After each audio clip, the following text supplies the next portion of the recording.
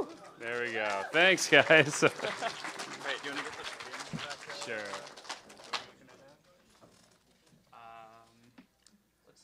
Okay, now we're going to switch over to Gnog. Saleem and Bronson are here to talk about this game. I think we're going to show a bunch of old builds and then maybe a new build too. Maybe. Hello. I'm Saleem. I'm Bronson. So I'm a producer and designer on this game alongside Bronson. And we have Sam, who is the lead artist and designer, and Nick, who's a programmer, and Ramsey, who's the sound designer, who all couldn't be here. Just to clarify, I'm not a producer and designer on this game. Yes, you are. I'm just a developer. How many people have heard of this game before?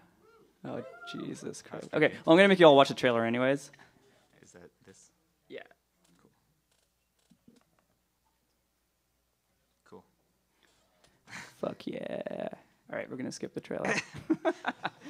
Wait, what about this one? Let me try. Oh, maybe- that was like a weird file. Never mind. This is a real file. There we go.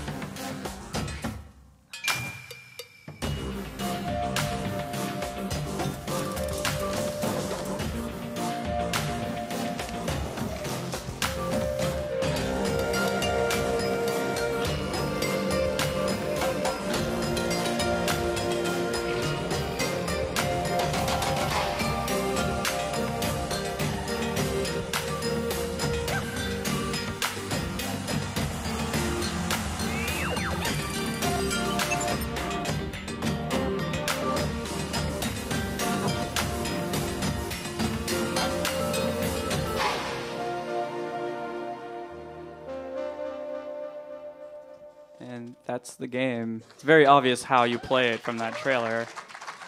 Do you want to open the PDF? This. Yeah, so we're just going to run you through some stuff about the game. And talk about its history and show the very first playable build we ever made. Help. Open. No. Oh, God. My God. What are you doing? I don't know. What have I done? Computers. If I do that, it's gonna open it. Oh no. If you... Wait, do I want to accept that trial? Whose computer is this? Brandon's? Yeah, just use Reader. There you go. Here we go. All right. That's straight. Can we zoom in a bit on the bottom right? How does this work? Down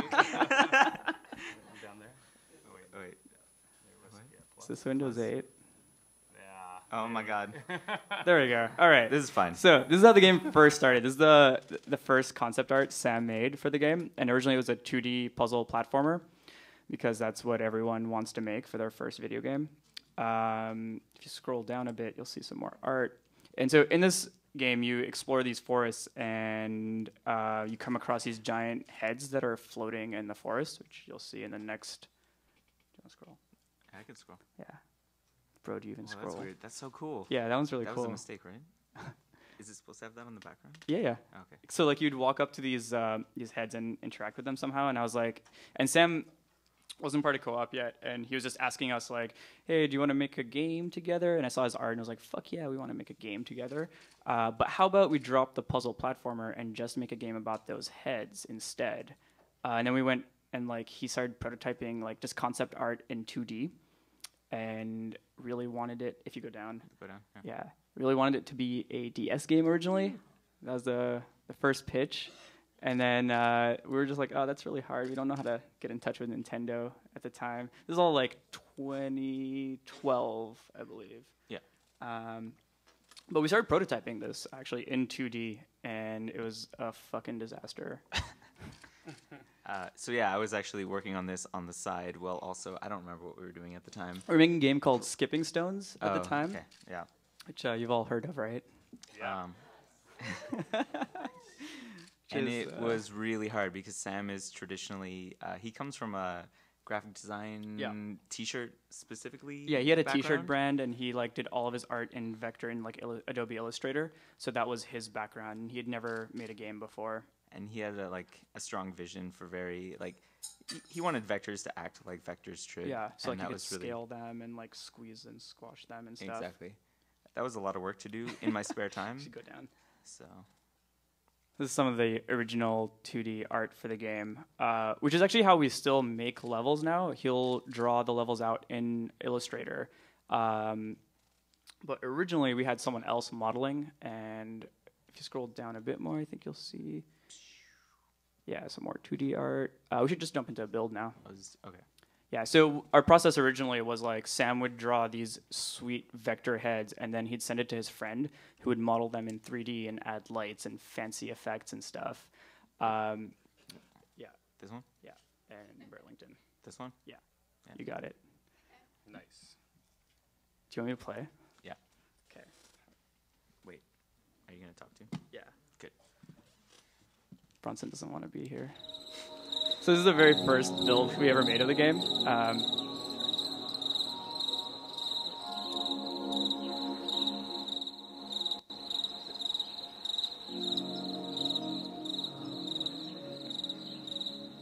So there was lighting and weird effects, and if you, oh yeah, you should play.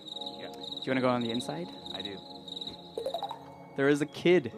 The very first version of the game, we had a player character that was on the inside, and when you were in the inside, it was a point-and-click game where you point at things and the character would walk to them and interact with things. While when you were on the outside, you could just click anywhere and do whatever you wanted. And this was a lot of work because we had to have an animator, and no one at co-op knew how to animate and stuff. So we had someone else like taking the 2D art and like making 3D models out of it, and then someone else animating everything for us. And we had no money too. Let's do a fast one. It costs more to make them walk fast. So now if you go to the other side, you've caused the monster to open its eye. You can click the eye. And that was the game, and it really wasn't any fun. Should I close this? Oh, wait, look, this is mine. Yeah. It's not as beautiful. Yeah, we can switch to the other build. Switch something nicer. So one of the big problems with that version was that people wanted to click on everything, but when you're on the inside, you could only click on what was inside the head, and like the character would do stuff. And sort of those two different modes of play were really not compatible, and just kind of felt really janky. So we took out the character, and we were also like, we can't afford to pay an animator to animate everything, so we should just work within our means. So we made this version of the game. Just got sweet effects. Really cool use of stencil buffer right there. Yeah, this game is basically Stencil Buffer, the video game. Move aside, Portal. So actually, this is the very first. So Sam eventually, using SketchUp, taught himself 3D, and so that he didn't have to go through another person to like translate his designs. And we stripped out all the lighting from the game so that it was a lot more like the 2D art. And this is I think the very first model he ever made. It looks not as great now, but it was pretty cool at the time. So same level, different design, different aesthetic. This is what we showed at Horizon a few years ago.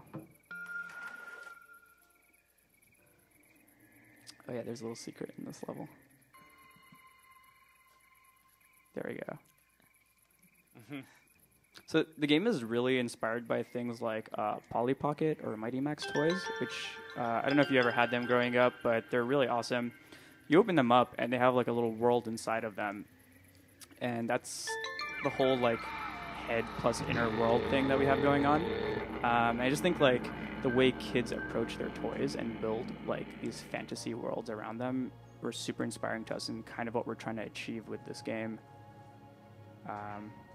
Yeah, this is not Sam art. This had lighting again. If you hit spacebar, we can just jump through a bunch of old Gnog art. The game was called Na at the time too, and then we got a cease and desist letter because someone had the name Na, Who the fuck would name their company that? Just keep hitting space. Oh yeah, sure.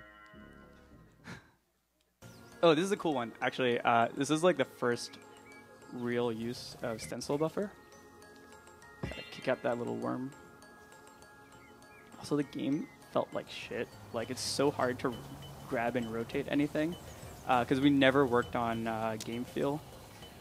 It's also super janky here, but you can see some sweet stencil buffer use. And the idea is that some Nogs serve as portals to little worlds inside of them.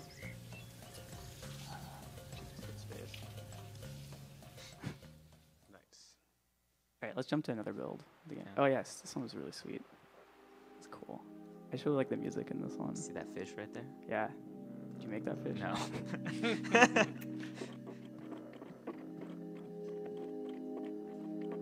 There's no actual design to this level. This is all you can do. We're still trying to figure out what this game really is. I think the way we build the levels too is that we just kind of make a somewhat, not a crappy level, but just a level that doesn't really like mesh yet, and then we just keep redesigning it and adding more toys and secrets to it until it feels really good. But I think we should switch to the PlayStation version. Yeah? Yeah, Okay. Do we have to unplug stuff? How do we make that happen? I think so. Yeah. We might need help to do that. I have to switch HDMI. I think we have to pull the HDMI, right? Do it. Go with your gut. Gosh, scary. You wanna run behind. I'm just gonna do what I would do if I was at. What about audio? We're going to do audio too? Oh yeah, into the controller that I have. Cool. So at some point we wanted to make the game for PlayStation, and we had to figure out how to make it actually feel good for a controller, which meant that we actually had to think about game feel for the first time, and that kind of changed the whole design of the game.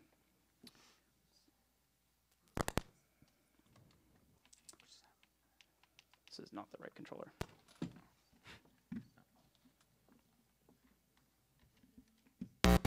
Oh god. There we go.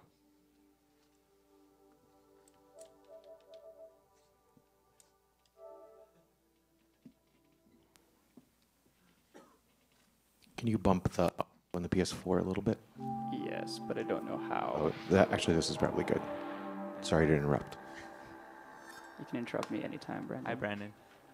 So this is the game running on PlayStation. We have a really sweet cursor that we worked on really hard for like 5 months. Originally, it was just a ring that you moved around with the joystick, and it felt like, you know, moving a cursor with a joystick. I don't know if you ever tried that, but it sucks. We actually were really inspired by a game called Plug and Play. Have you ever heard of it? Yeah, Tap the show. awesome. On iOS, if you tap something, it brought up like a cursor similar to ours that was really flowy as you moved your finger around, and we were like, wait a second, this might work on a controller. So I think what's kind of interesting, but I'm going to go over real quickly, is just like part of the design challenge here is just the idea that we knew that the game had to be on a lot of platforms. Like it was in our best interest, especially anyone who played the game originally was like, this has to be a touch game. And that's great. But that wasn't our original vision, right? Yeah. Even though it was clearly the way to go. So a lot of the design of the cursor came from like trying to make something that would make sense across all those platforms. So like mouse and keyboard, joystick, and touch. Yeah. So like adding this flowy, freeform thing that you're controlling felt like you're moving a cluster in the game world rather than just like a generic cursor that overlaid everything. And it really changed, I think. We got a lot less people being like, hey, this should be on touch when they played the game. We still get that a bit, though. They're not wrong. It's actually got really sweet music, so I'm going to try to bump it up. So after focusing on game feel, it just like, and a lot of polish, it just feels so much better. And we started inventing like a design language for the game, so that you know that something's interactive. Like before, you just had to click on everything, and it kind of became a pixel hunting sort of experience, which wasn't ever our intention. So now we have things like hovers. So if you hover over something, it'll react. And then when you grab it, it does a bump. So it's like another step of interaction. And then if I grab it and lift, those are sort of all the modes of like teaching the player through like hovers and bumps.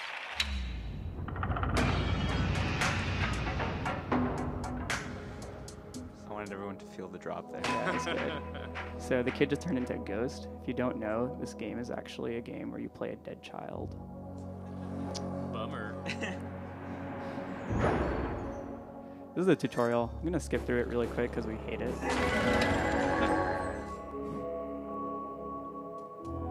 just not a very good tutorial.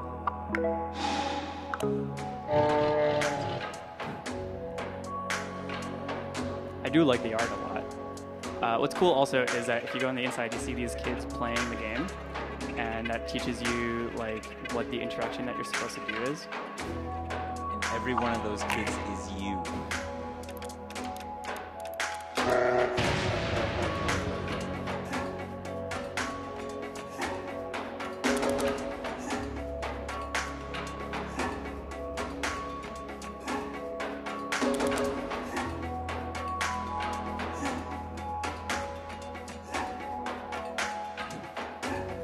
So in the game, you can also, we kind of have this formula where you can, each level has multiple heads that are interconnected, and you can switch between them at will. So I'm just going to skip ahead to another level just to show you some cool stuff that we worked on really recently.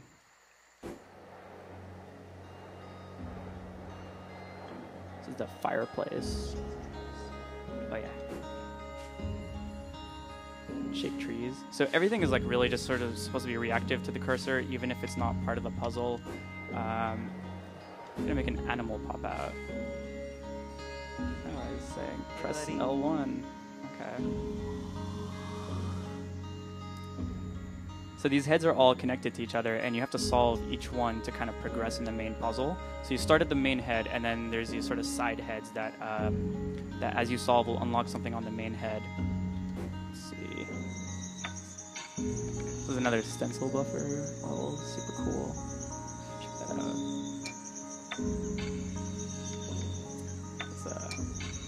Let's turn the trees to solve a puzzle. You all know that one, right?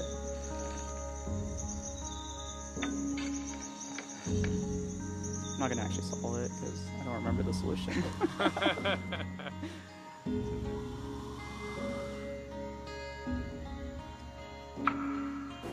Oh yeah, sweet bird.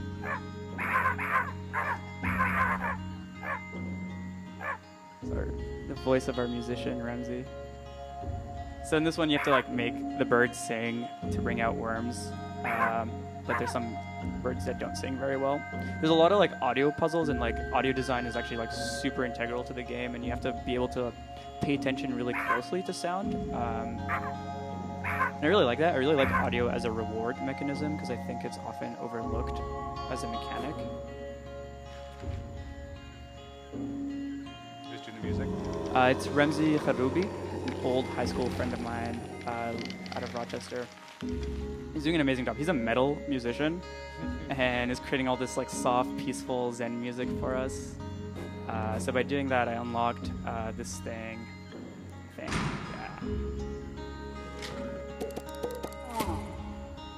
I'm gonna jump ahead and show you some more new stuff.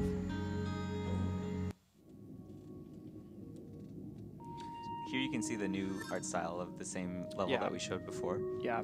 And how much better it looks. Yeah. So Sam's doing all the art now, and he's like gotten really proficient at using Unity and SketchUp and like having the two gel together and sort of reflect.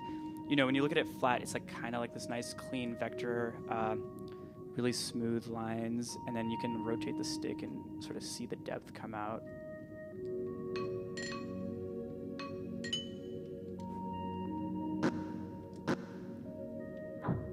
Oh yeah, I forgot to mention, our cursor also can do like custom animations now. So like if you hover, it's not in this build, but if you hover over something interactive, it can do something special. Or if like, you know, you grab a handle that's really hot, it could set fire to itself.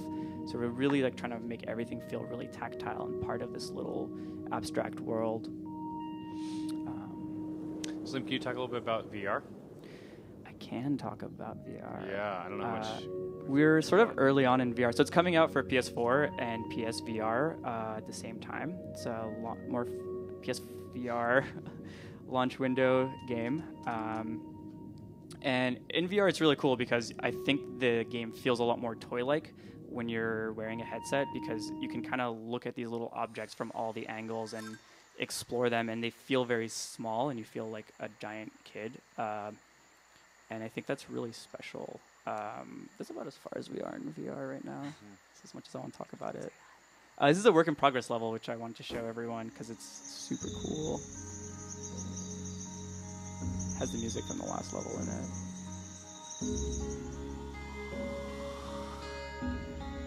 Kind of just see like we're playing with things and just trying to find ways to nogify them. So this is like a microscope. Nogify TM. So I can switch the lens as it observes the tongue to find the microbes. So like you don't actually know what the puzzle ever is in a level until you start messing around with it first. And that's both like really fun but also really challenging sometimes, and it's kind of a thing for us to figure out like how to teach you what you're trying to do. So like here you want to take a sample of this microbe. Cool. And now I got the microbe, so it's really cool. I can switch the lens. Let's just look at the Gnog. This one's one of my favorites that Sam is making. It's a battery, in case you couldn't tell. I think I have to turn it on first.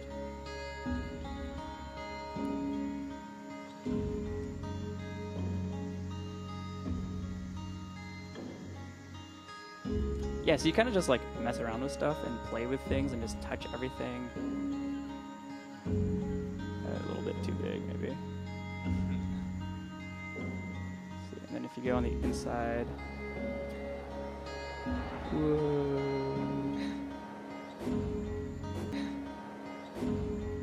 Yeah, it's really cool. Also, yesterday at 6 p.m. I got a text from Sam being like, "What if I made a special level just for Fantastic Arcade?" Just for you. Yeah. And I was like, "No, Sam, that's a terrible idea."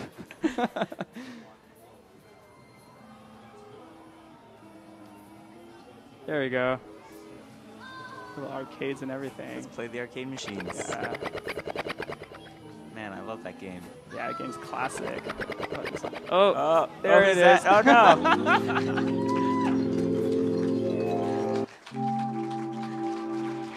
I don't know if Wiley actually saw that. I'll make sure Wiley sees that. Yeah, I don't know if you guys have any questions for us about the game. Yeah. So I'm interested to know how you came up with all these extremely different puzzles. Like, did everybody just like throw ideas out for puzzles in the system and you just pick the ones that stuck? Yeah, so the question is how do we come up with all of these very different puzzles? So like every Gnog is completely unique, and each level has a different mechanic, different, like all the content is 100% like handcrafted for each level. None of it is reused, which is a really, really bad idea for making a video game on time and on budget. But basically what happens is Sam just sketches out something really on his own. Just like he'll work with colors. He'll go on Pinterest and find a bunch of inspiration, a lot of like really designery styled toys and architecture. And just he'll create something that's themed like a telephone or a telescope or a microscope or a submarine or whatever, and just kind of start building a narrative around it. So like, for example, in the microscope, we have this narrative where you have to find the microbes on the tongue of the Gnog that's making it sick, for example. Even though that's not necessarily what the player might interpret, that's like kind of the internal story for it. And then we just build toys and elements that you can touch and interact with to get to that point. And then we play it and it feels like shit. And then we just redesign it over and over and over again until it feels really good. But yeah, I think it's really just born out of this process where Sam comes up with an aesthetic and an idea, and then we all work on it together to refine it into something that's actually fun to play. Anyone else? Yep.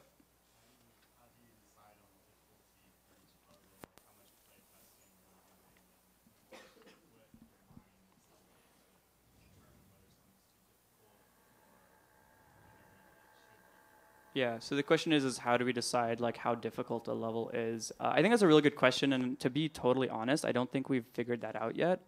Our playtesting primarily concerns of like going to trade shows and conferences and festivals and watching people play, which isn't really ideal because those aren't the sort of environments we envision the game being played in. It's kind of a thing that you're supposed to kick back and chill out and listen. Like all the music's really dreamy and zen-like to kind of lull you into this state of play.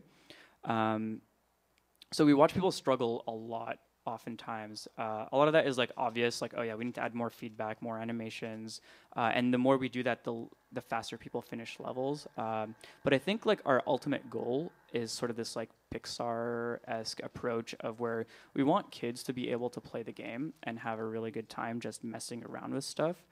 As well as adults who can find like a sort of hidden layer of secrets and puzzles that the kids might miss, but that there's something in it for everybody there. So I think as long as we can hit that baseline of like, you know, children can just poke at things and giggle and laugh and like really enjoy it, and adults can like kind of decode the narrative and the puzzle design, then I think that's it's still tricky to hit that balance. It's super hard, and I don't really know 100% where we're gonna fall on it. Like half the time we decide the game's a puzzle game, the other half it's like just a toy like sandbox for undirected play. And I think it's just a challenge of the more Nogs we make, the more we'll know what the game is. Any other questions? Yeah. Speaking of the narrative, are the Nogs like individuals that would know each other, and what is Nog? I don't really want to spoil the Yeah, that's overall something story. to discover through play. It is a consistent universe that all the Nogs exist in together. Yeah. Have you made an eggnog yet? Actually, yes. Yes, so I don't know if we can show it, but if you go to eg.noggame.com, so Nog is spelled G-N-O-G, as you can see, you'll find the secret eggnog. You got it. You're probably going to need I don't my know if this password computer's to even get on in. anymore. Never mind. Oh, there's a password. Never mind. You all have the internet. You can find it. Any other questions? Cool. We're going to have a bunch of stickers and maybe even a few buttons down here if you want to come grab some when we're done. Cool. Yeah. Thanks. Thanks, everyone. Thanks, everybody. Give it up for Greg and Bronson and Saleem. Awesome.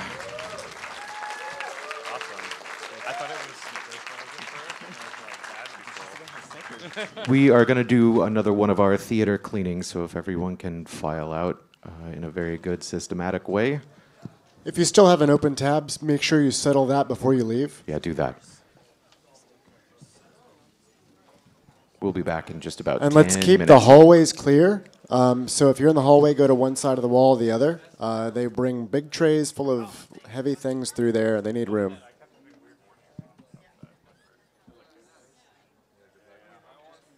There's so many, man.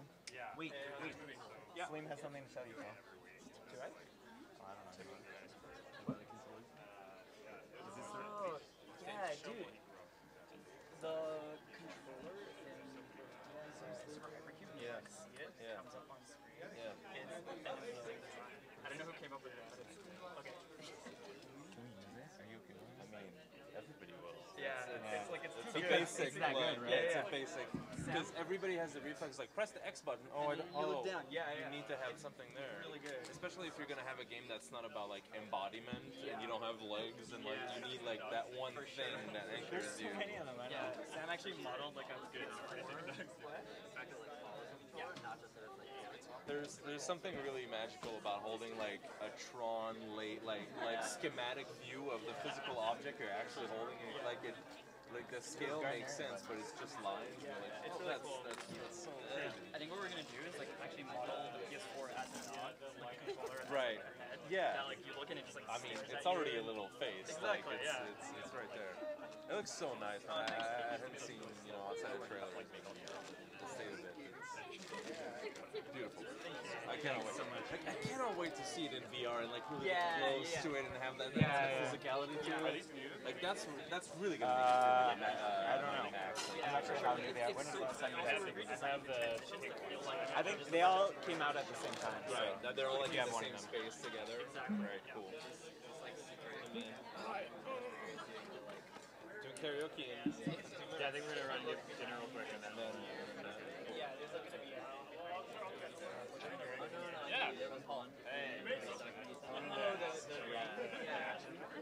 Yeah. Yeah. It's the best one. I had a question.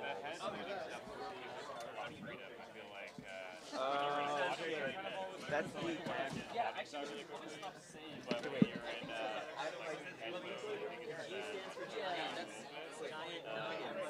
I think it's the combat is just fun because it's very random. Like people, it's not scripted encounters. It's like people kind of go just by and kind of randomly populated. So the like momentum in the gameplay feels like completely changed up. But it never is like super challenging. You die, you respawn. Come break with me? Yeah, I want to see that too. Like you might have lost or somebody that you're with. So like when you get something that has like a really awesome flavor, you try to hold it as long as you can. Yeah, but I really enjoy seeing them dying more than anything. Yeah, just feel like that. Yeah. I feel like it's an aesthetic like so close to my heart. Like it's so like there are parts of it that's actually exactly why some of it like clearly we have the same inspirations. So half the movies you show I've seen, the other half I'm like, this is my weekend now. Like, That's how I've been on a lot of this stuff. what's that Policis one? That one I've never even heard of. I hadn't seen that one. All the other ones, if I had not seen them, I knew what they were, but that one, Yeah, there's a lot that I had never even heard of. There's more than that. I should get the full list of like I everything. want them all. That's his favorite. Flying Friday, so I want. Oh, we have some Gardenium buttons too. Yeah, There's not many of them left. Oh yeah.